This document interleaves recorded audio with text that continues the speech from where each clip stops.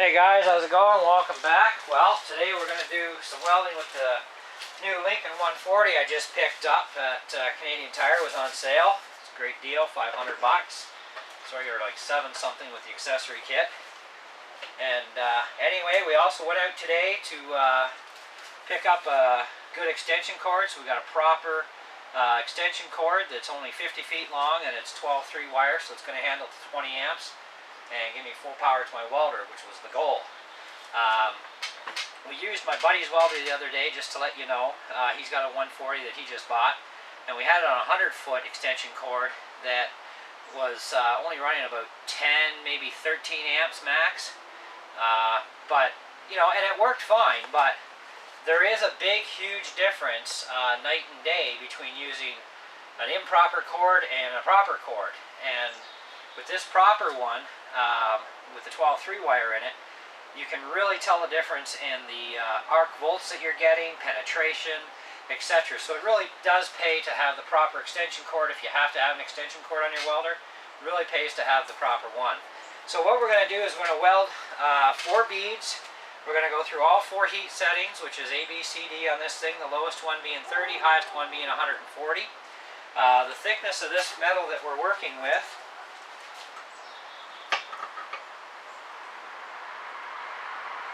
about 3.68 millimeter. So if you want to know what that is in inches, go to Google, type in 3.68 millimeter to inch, and it'll tell you how thick it is in inches. But otherwise, that should give you a good idea. It's pretty thick stuff. So let's get on with this. And my wire feed is set at 2, and I'm going to leave it there for all 4. The other thing I'm going to do, which I rarely do, is actually wear welding gloves. I'm just not going to use the one on my left hand because I'm not used to that yet, so I'll work it out eventually.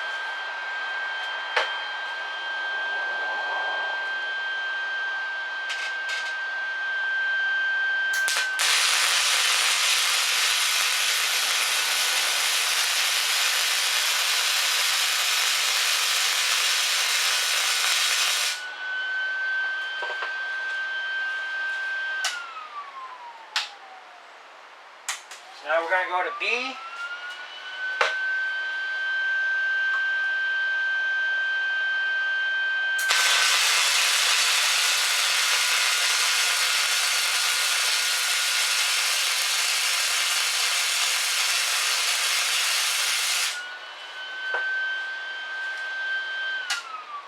And C.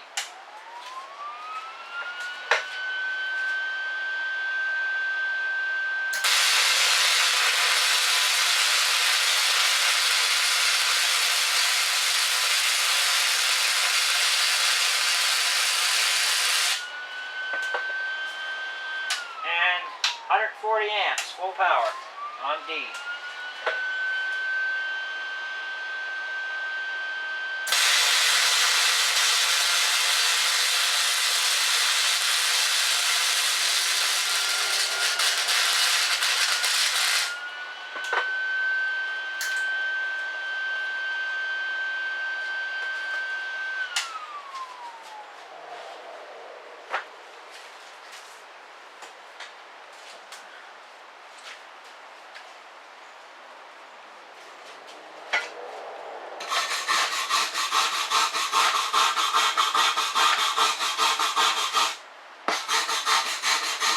Now I wasn't going for pretty looking beads here.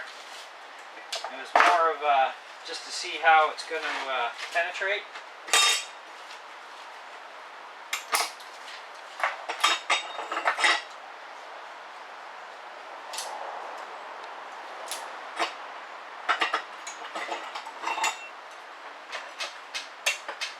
Okay, so we'll start from the far side here. This is our 30 amp setting, and you can see the coloration coming through the metal. It's getting awful hot, but not penetrating all the way through.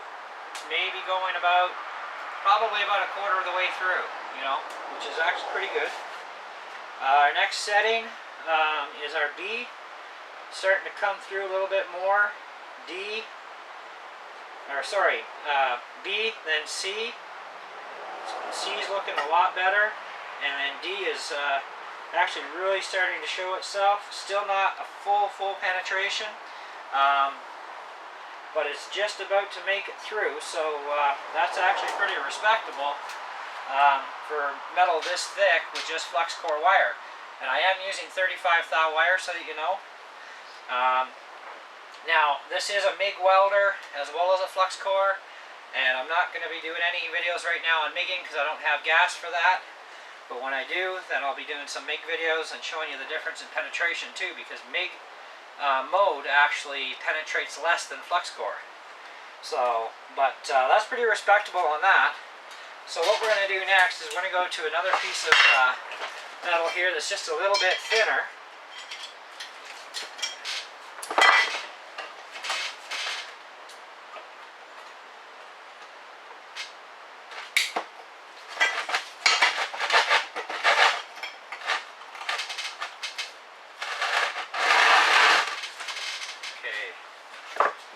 Somewhere around here. There we go. So we'll measure the thickness of this. This is about 2.33 millimeter. So it's a little over, it's about a millimeter thinner. So what we're going to do with this stuff, we already know it's pretty thick as it is, so we're going to go to C and then do D.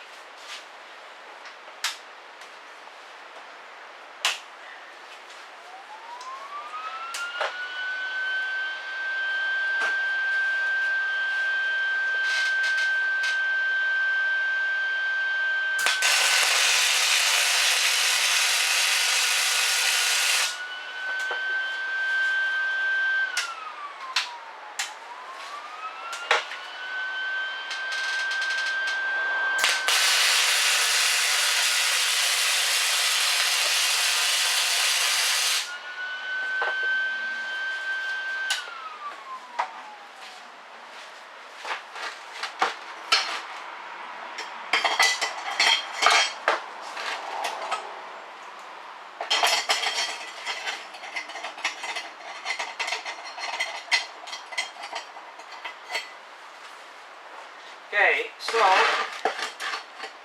this is our C here, and it penetrated pretty good. It was just starting to come out. And then on D, it actually started coming right through the other side really good. So a little overkill on the D. C's not bad. B would probably be the ideal setting for something this thin. You know, but it depends if you're using flux core or if you're MIGging. You know, like I said, MIGging, it penetrates less. So that's actually really good there.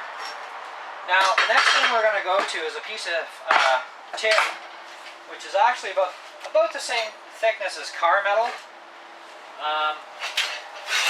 It's thin stuff. Now I can tell you right off the hop, you can see the holes where they're blown through here. Okay, you're definitely not going to be running beads here. But we're going to show you some tacking, even though we've got some on here already, just so you can see it being done with the tacking. But guaranteed you're not going to do any kind of bead running, even on the lowest setting. And we're going to do all this in A, and we'll show you how that works out.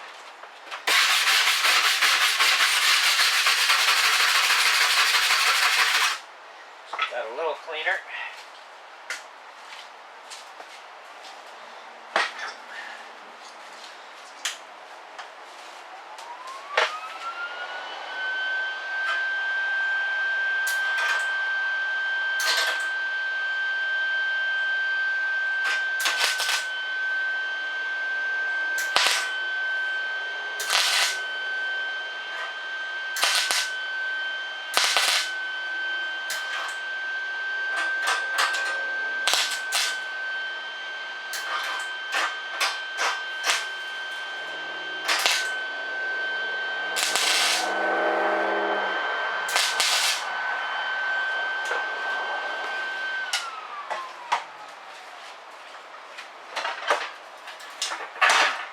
Okay, so this is our row of tack marks here we just did. Now on the other side here, we're looking at our penetration. And it's actually really good. It's coming through, but it's not punching holes. So if you need to fix a body panel on your vehicle, weld it back together, you can tack it, or what I like to call tack stitching, because what you do is you'll run a bunch of tacks to get it fastened down, and then you'll go onto the edge of each one and just keep tack, tack, tack, tack, tack, and stitching it together. Then when you're done, grind it all down, it's one piece of steel. You know, so it works great just like that, using just the flex core. So really very good and ideal. Works with this thickness of metal. Now to tell you what the thickness of this is, we'll measure it out for you.